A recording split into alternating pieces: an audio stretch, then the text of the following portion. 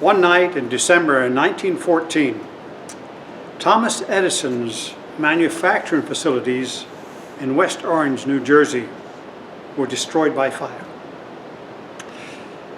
Edison, that great inventor, he lost $1 million worth of equipment and the record of much of his life's work. It was a disaster. All gone up in smoke.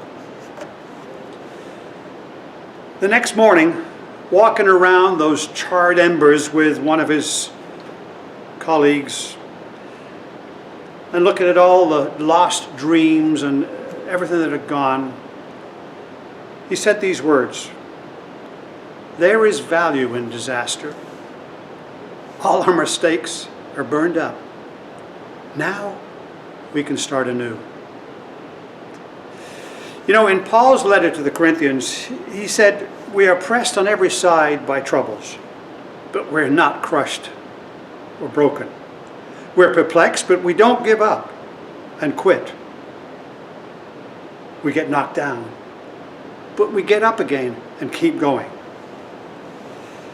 Like most of the early Christians, those Corinthians, that church in Corinth, was facing the persecution from the Roman authorities and suffered extreme hardships, torture, imprisonment, and death.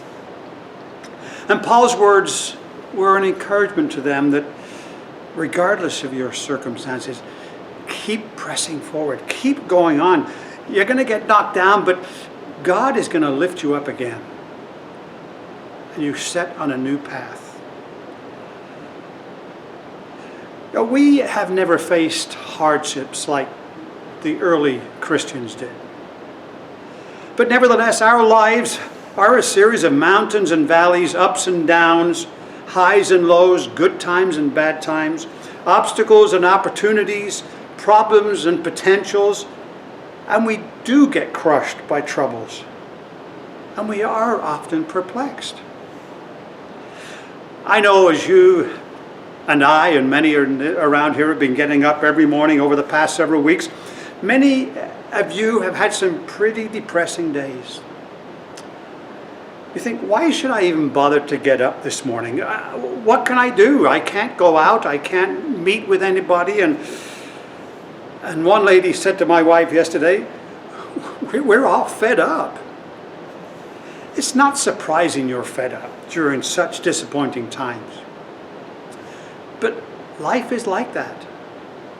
This is something new we're going through, but throughout our lives, we have all gone through dark days without the slightest idea of where we were headed. Yes, we may be fed up, but can you imagine how Edison must have felt when he saw the destruction of his work? It was beyond fed up for Edison. It was beyond disappointment. And this was a disaster. I imagine he would have been totally devastated. So what do we do in those kind of days? How do we respond to these problems, these mini disasters, this fed-upness that we have? How do we look at our fed-upness? And I think it's a lot to do with our perspective. We look at our fed-upness as far more important than the fed-upness itself. When we have the right perspective of our lives, we can handle almost anything. When we have the wrong perspective, we can handle almost nothing. You know, you've heard this said many times, not everything in life is good. There are a lot of bad things happen, but we all know that God's plan for your life is good.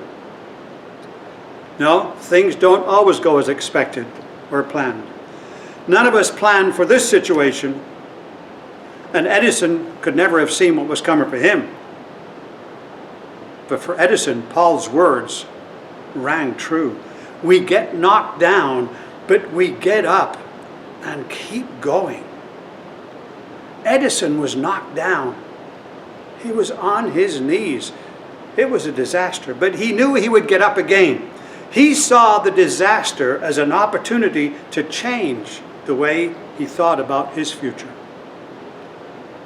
When he said, "There is value in disaster. All our mistakes are burned up.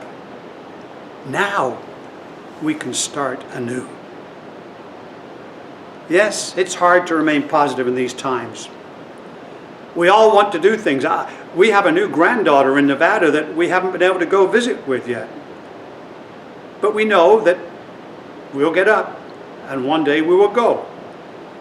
We have to think positive. We have to have a renewed perspective, something of value. Believe it or not, something of value will come from this disaster. And then we can start anew. So let's say get up instead of fed up, because now we can move forward.